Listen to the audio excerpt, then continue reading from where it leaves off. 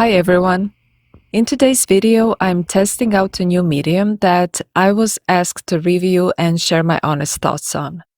Now I'll admit I'll never worked with it before and I was a bit skeptical at first. When I try new mediums, I usually grab a coloring book page I love. It's just easier to test things out on a small scale. But oil pastels, that's a whole different story.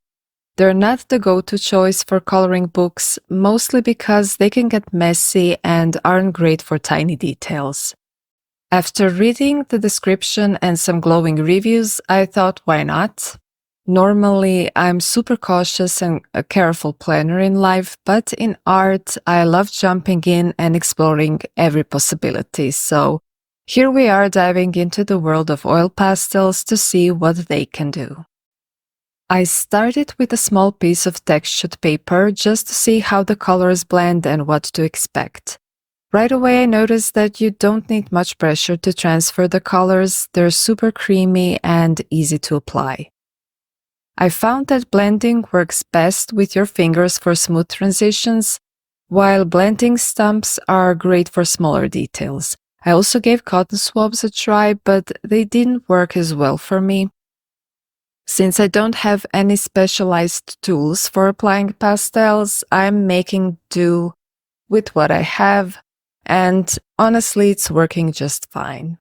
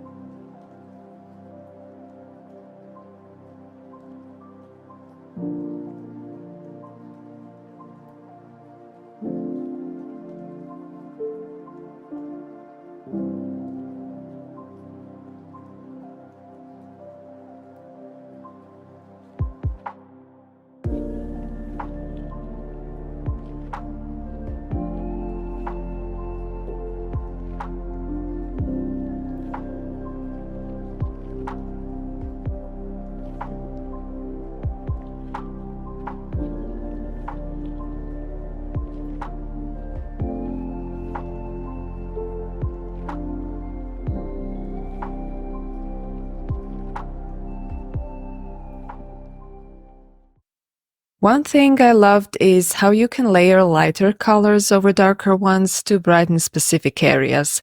The white pastel works well to lighten tones, but it also softens the saturation of the base color. So if you're looking for vibrant results, yellow is a better choice. It brightens while keeping the color rich and saturated. This little test was enough to get me super excited to dive into coloring.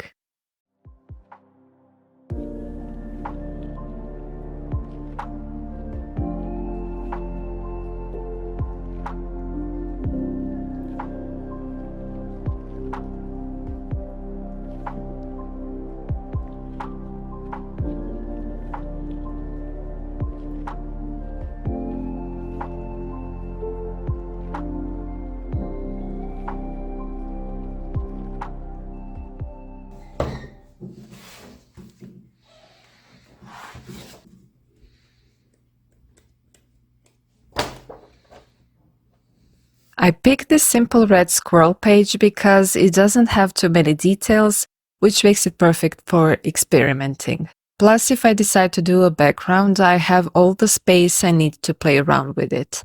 I'm starting with a layer of white pastel to make blending the lighter areas onto the paper a bit easier. To get a sense of light and shadow, I looked up some reference photos of red squirrels with a similar pose on Google. I'm using those as a guide for where the highlights and shadows should go. I don't have a specific final image in mind yet, I'm just focusing on trying out the pastels and seeing how they work on the squirrel. The pastels are really creamy, so I'm applying them roughly for now, knowing I can smudge and blend them later. From my test on textured paper, I noticed they blended beautifully, but the coloring book paper is much smoother. I'm guessing the colors will glide on even more easily here. I'm layering the colors on the edges, one over the other, to help everything blend smoothly. However, since the squirrel has fine fur, I'm being careful not to overblend. It needs a bit of texture to keep that soft, natural look. I tried using oil pastels in a coloring book once before, but it didn't go well. They were basic school grade pastels that didn't mix properly, stuck together awkwardly, and made me give up on the idea pretty quickly. But this time, right from the start, I could tell these were completely different. The colors are vibrant and beautiful. These pastels have a slightly sticky feel, but not in a bad way. It's just enough to notice without being annoying. Plus, they blend beautifully, which is a game changer for me. I'm still figuring out the ideal paper for soft oil pastels.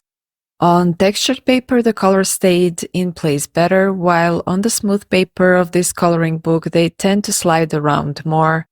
I'm planning to use that to my advantage as I experiment further. It's definitely tricky to get into the finer details here. As you can see, the pastels are round, not pointed, so I've had to let go of the idea of capturing every tiny detail. Instead, I'm using a blending stump and even a cotton swab to work on some of the smaller areas. It's not perfect, but it's working well enough for this piece. Sometimes I have to take the color directly from the pastel using a pick or a blending stub to apply it to the more detailed areas. Sticks also come in handy for removing excess color when needed, and I've noticed that if I overdo it, the paint can lift off the paper quite a bit.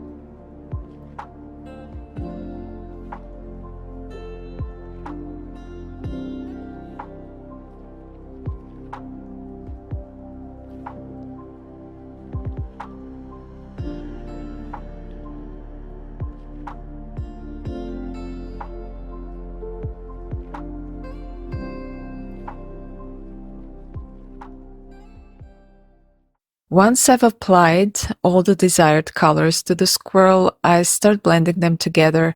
I work from the lighter colors to the darker ones to avoid accidentally darkening the important areas too much. Since it's fur, I'm still experimenting with how to achieve the best effect. This is my first time working with pastels like this, so I'm not stressing too much about making it look perfectly realistic.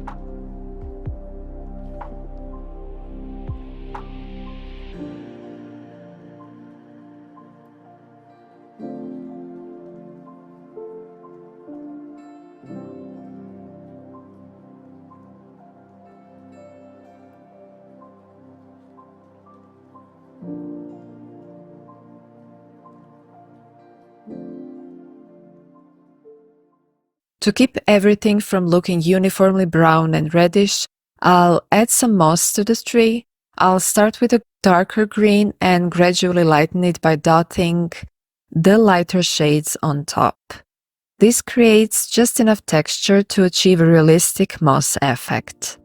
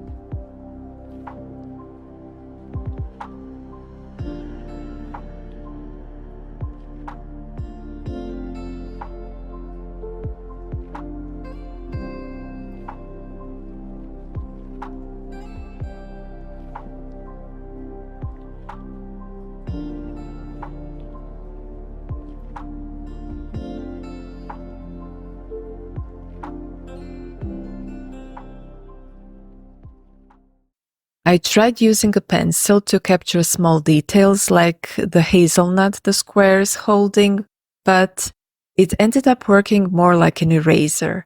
This made me finally let go of aiming for exact details and instead embrace this as a new art technique.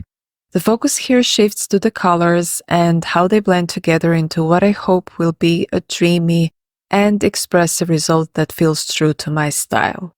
This approach reminds me of Impressionist paintings, where artists often work much faster than I am right now, but that's okay. Experimenting with a new medium takes time, and it's all about finding what works best for you. Now that the squirrel is finished, I'll move on to the background and see how it goes. I'm used to working on backgrounds with watercolor pencils, or even acrylics, so I'm already pretty comfortable with the mess those mediums can bring. When I start a background, it always looks terrible at first, but after doing so many, I've learned to completely trust the process. With pastels, I'm not entirely sure what to expect, but I'm ready to dive in. I'm placing the squirrel in its natural environment, so I'll aim to create a forest-like background. Since pastels blend so well with my fingers, I'll start by experimenting with mixing colors for the first layer. The green will really make the squirrel's colors pop, but I don't want to go dark right away. I'll begin with lighter shades and then add some dark coffee tones to sketch rough tree silhouettes in the background. From there, I'll blend in the lighter colors and stretch out the darker ones to add depth and form to the background.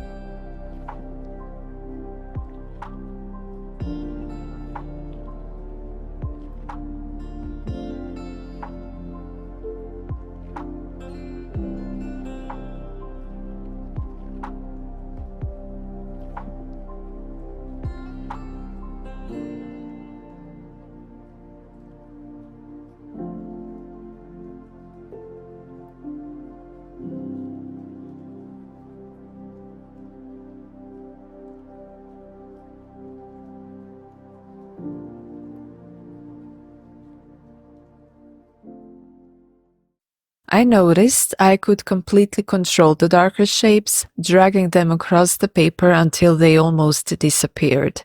The smoothness of the paper made this possible, and it felt amazing to work with the pastels. You can simply follow your intuition, watching how the shapes come together and guiding them to where you imagine a tree or other elements might look good in the distance. Since pastels allow you to redraw and lighten areas with ease, I've gradually gained confidence as I worked, and this flexibility makes it so enjoyable to build up misty and dreamy shapes and start forming the first layer of a soft, atmospheric forest. I'll try adding a bit of depth around the squirrel using black.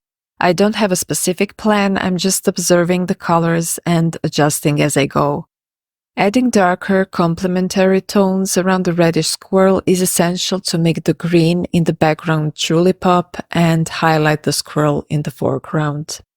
The green pastels are lively and vibrant, but I'll make sure nothing overpowers the squirrel. After all, it's the star of the piece.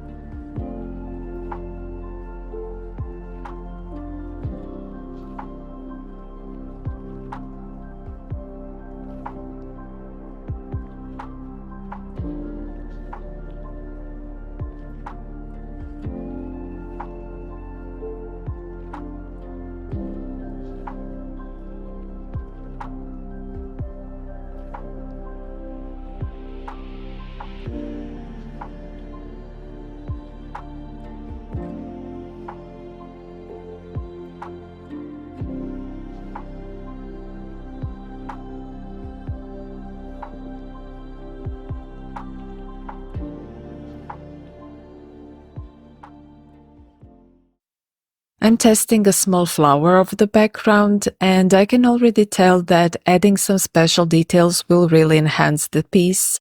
I'll definitely finish the entire background before adding anything more, but so far, I'm loving how it's coming together. Initially, I thought I'd only do part of the background and let it fade out, but the way the pastels blend is just so satisfying. So I'm excited to see what I can add around the squirrel to enrich the composition while keeping it as the main focus. While I'm filling in the background, you might be wondering how I plan to prevent the pastels from smearing onto the opposite page of the coloring book, and honestly, I have no idea. I know there are fixatives and gels that can help, but I don't have any on hand since I don't usually use them. In the past, when working with soft pastels, I've simply protected the finished pages with a sheet of paper to prevent transfer, and that's what I'll do here too. Fingers crossed it works, and if I continue using pastels in coloring books or for my artwork, I'll definitely look into the best protective options. While I'm editing this video, a few days will pass and I'll let you know how the paper holds up after closing the coloring book and putting it away. Now that I have a few blurred trees in the distance, I can start adding layers to make the trees closer to the foreground more defined. Their edges will become clearer and the darker branches will stand out more. I'll need to be careful not to blur these edges as much as I did with the distant trees. Sharper edges in the foreground will help create a sense of depth and space. I'm imagining the light coming from behind, right in the middle, so I'll soften the left edges of these trees a bit to create that effect. The pastels blend beautifully and my finger glides effortlessly over the paint, and it feels so natural, almost like I can shape the scene with ease. It's such a wonderful and satisfying way to work.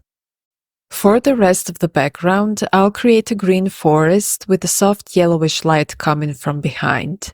I wanted to feel like there's a path in the distance, so the squirrel will be surrounded by lighter tones, mainly yellows and greens, to emphasize its fur's warmth and vibrancy. I'll also add some grass and pieces of wood in the foreground under the squirrel. Once I've established the basic shapes, I'll move on to the second layer of pastel application to refine the details and bring everything together.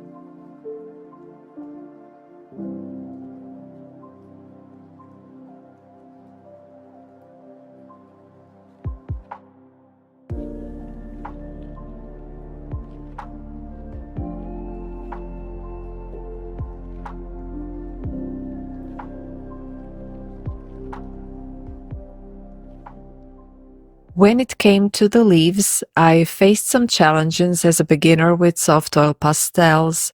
Filling in small areas like these required some trial and error.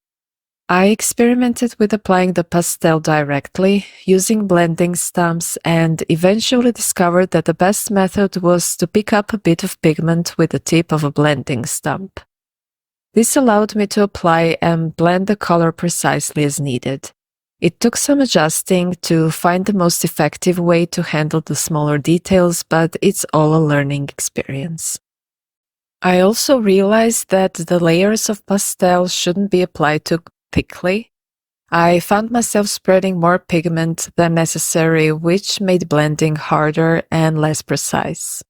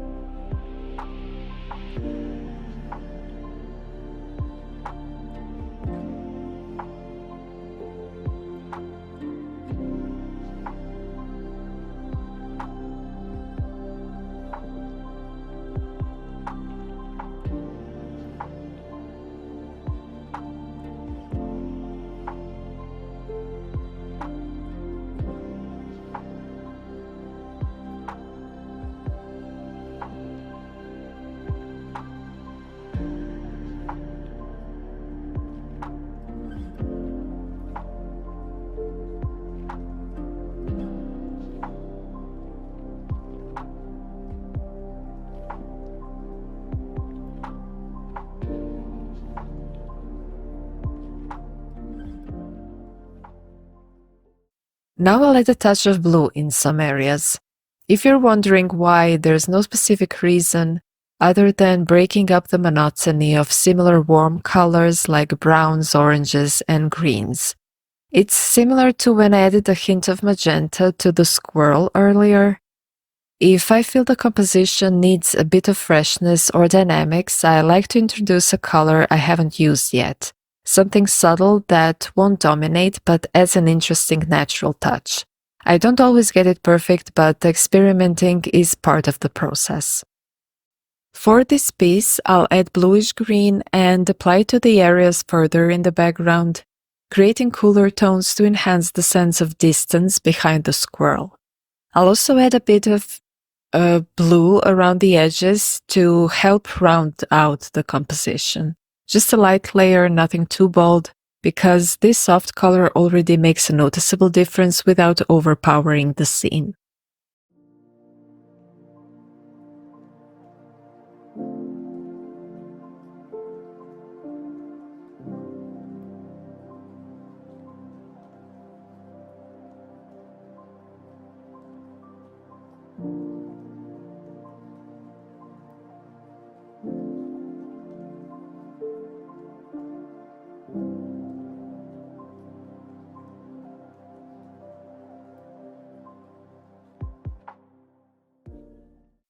Now I can start adding details to the background and bringing the final image together. Since pastels are so easy to smudge, I'll carefully create paths and green branches full of leaves behind the squirrel. Small dots work well to give the impression of leaves and the texture of a forest. For the leaves closer to the front, I'll make them more distinct and clearly defined, while the ones in the distance will appear softer and more diluted. This contrast between the sharpness and size of elements will help create a sense of depth and space, as objects closer to us are usually larger, more detailed, and richer in color. Warmer colors naturally appear closer, so as I work on elements closer to the foreground, I'll focus on using warmer browns and yellows. For the background, cooler tones will dominate. Greens with a hint of blue or even those mixed with white create a cooler, more distant effect. I'll use these cooler tones on the trees and other elements in the background to enhance the sense of depth and separation in the composition.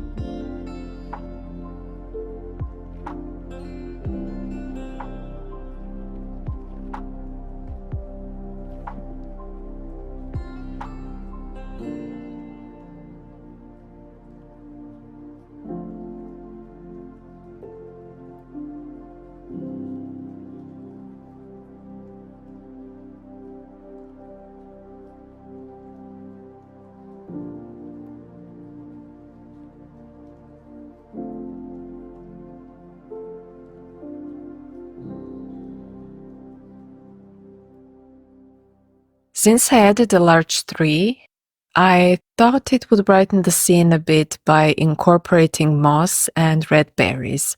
However, I ran into a challenge. I still haven't mastered the best technique for handling finer details, and you'll notice some struggle with these areas, so I ultimately decided to focus on blending highlights and shadows, leaving the details as they are.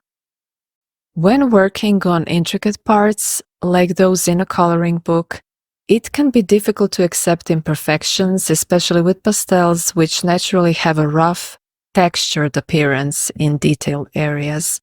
But once I let go of that need for perfection, I found the overall look felt more artistic, and I actually liked it. I do wish the details hadn't turned out so dark, but with all the layering and blending I did, I think the result works quite well.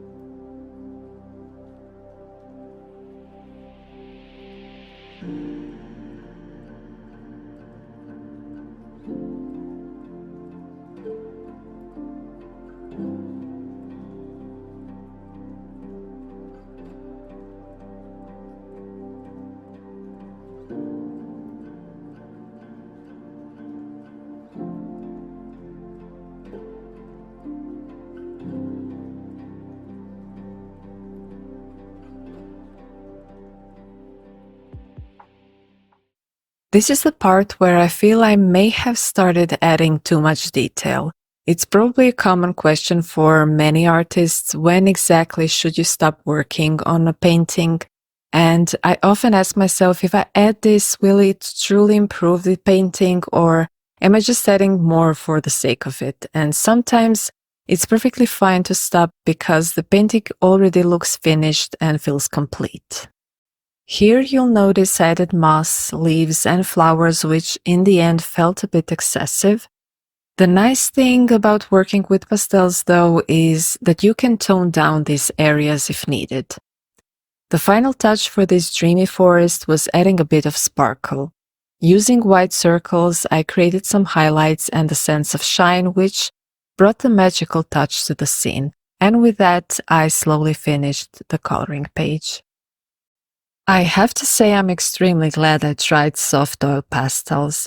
They were absolutely wonderful to work with, especially considering the struggles I usually face with backgrounds in coloring books. The materials I use are often not ideal for this type of paper, and they require careful planning to preserve important value and light areas. With pastels, it was refreshing to be able to correct parts and layer lighter tones over darker ones, something that's quite rare with the materials I typically use. And I was also able to work completely spontaneously, drawing without sketching first. The blended shapes guided and inspired me to observe and draw further, which was both fun and liberating. The colors blend beautifully, they're vibrant, and the overall effect feels dreamy compared to the detailed, precise work I usually aim for. Since this was my first time using pastels on a coloring book page, I'm really happy with the experience. Working with your fingers and blending colors this way is a lovely and freeing process, even within the structure of a coloring book. The only downside is that pastels can be messy. They require careful handling to avoid dirtying your workspace. I even had to clean my desk with soap, so make sure to work on a protective backing. Your hands will get dirty and slightly sticky, which might bother some people. Regarding my finished and closed page, I stored it closed for a few days with just plain white paper as a protector, and everything is fine. The paint didn't transfer, so the opposite page remained protected.